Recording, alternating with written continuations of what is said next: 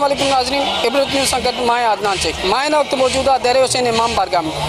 दर हुसैन इमाम बारगाह जो मशहूर तरीन ताज़ियो जो गाह वारो ताज़ियो जो सॼो वो मुकम्मल तौर ते तैयार थी चुको है। अचो तो जेके इनके तैयार था करनि तो उन्हनि खां पुछूं त उन्हनि जी राय छा आहे। त इहे असां जेको आहे न 21 रमज़ान मौला अली जी शहादत जे ॾींहुं खां हिन खां साचो ठाहींदा आहियूं।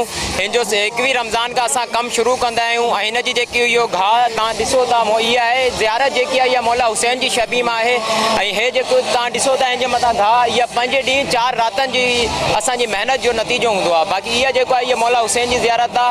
बाक़ी इहा क़दीम आहे, इहा सखर जी दर हुसैन मरकज़ी इमाम बारगाह मां बरामद थींदी आहे ऐं हे जेको आहे सिंध में ऐं मां चवां तो पूरे पाकिस्तान में इहा आख़िरी जेकी आहे इहा ज़ियारत हूंदी आहे जेको असां ठाहींदा आहियूं। इहे हिननि जे अलावा ॿियो को माण्हू न ठाही सघंदो।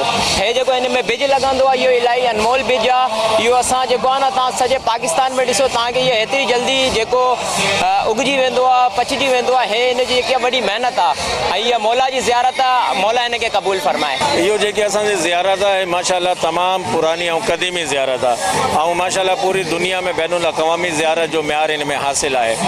अल्हम्दुलिल्लाह हिनखे ठाहिण में तक़रीबन असांखे 4 को 4.5 महीना लॻी वेंदा आहिनि। 21 रोज़ो मौला अली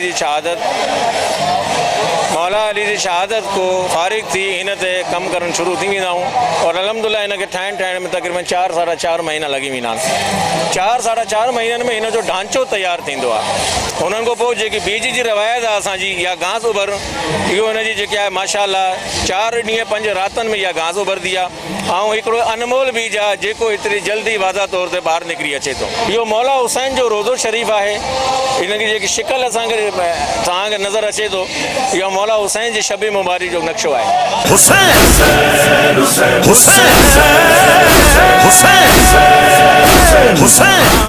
सखर जो गाह वारो ताज़ियो जेको 10 मुहर्रम ते मरकज़ी इमाम बारगाह मां बरामद करे मुख़्तलिफ़ रस्तनि ते गुज़री करे दर हुसैन इमाम बारगाह में इख़्तिताम पज़ीर थींदो।